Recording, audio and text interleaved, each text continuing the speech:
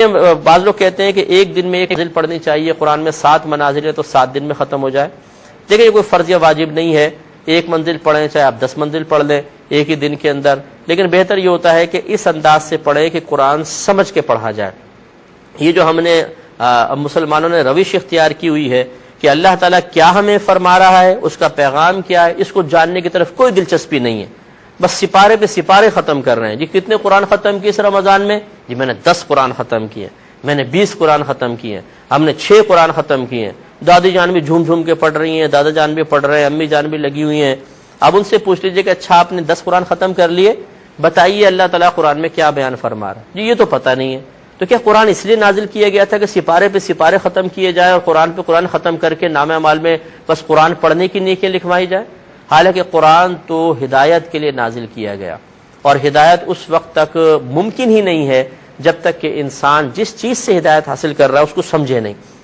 تو یہ ہماری بہت بڑی غلطی ہے۔ میں بلا مبالغہ عرض کر رہا ہوں کہ آپ صرف 2 آیات پڑھیں لیکن ترجمہ اور تفسیر کے ساتھ، اور ایک شخص ایک پورا قرآن ختم کر لے، آپ کا یہ 2 آیات پڑھنا اس کے پورا قرآن ختم کرنے سے افضل ہوگا، اس لیے کہ آپ مقصود الہی کو پورا کر رہے ہیں، اور یہ قرآن پورا ختم کرنا یہ مقصود الہی نہیں تھا۔ اللہ تعالیٰ نے قرآن اس لیے نازل نہیں کیا کہ تم 1 اور 10 اور 20 قرآن ختم کرو، بلکہ اس لیے نازل کیا، شروع میں فرمایا کہ ذالک الکتاب لا ریب فیہ ھدی للمتقین، یہ وہ قرآن ہے، یہ وہ کتاب ہے جس میں شک کی کوئی گنجائش نہیں، متقین کے لیے باعث ہدایت ہے۔ اور ہدایت ہم حاصل کر نہیں رہے، پڑھتے رہتے ہیں، قرآن کا پتہ نہیں ہوتا کہ ہم کیا پڑھ رہے ہیں اور کیا نہیں پڑھ رہے ہیں۔ اسی لیے ہم اکثر عرض کرتے ہیں کہ آپ کوئی اچھی تفسیر کا انتخاب کریں اور روزانہ 2 آیات 3 آیات ترجمہ اور تفسیر کے ساتھ پڑھیں۔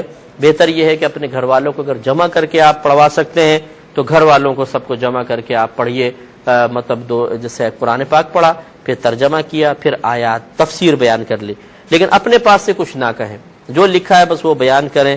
اگر آپ 2 آیات بھی پڑھیں روزانہ تو 1 مہینے میں 60 آیتیں ہو جائیں گی، اور 60 آیتیں جب انسان ترجمہ تفسیر کے ساتھ پڑھے گا تو الحمدللہ بہترین علم حاصل ہوگا اور مضامین قرآن کی برکات بھی حاصل ہوں گی۔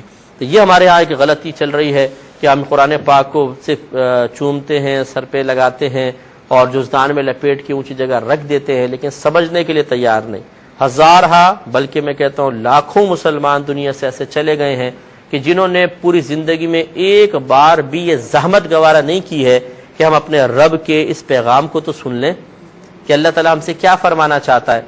اور کتنے ابھی ہمیں سن رہے ہوں گے جنہوں نے پورا قرآن کبھی ترجمے کے ساتھ نہیں پڑھا ہے، تو ہمیں سمجھنا چاہیے۔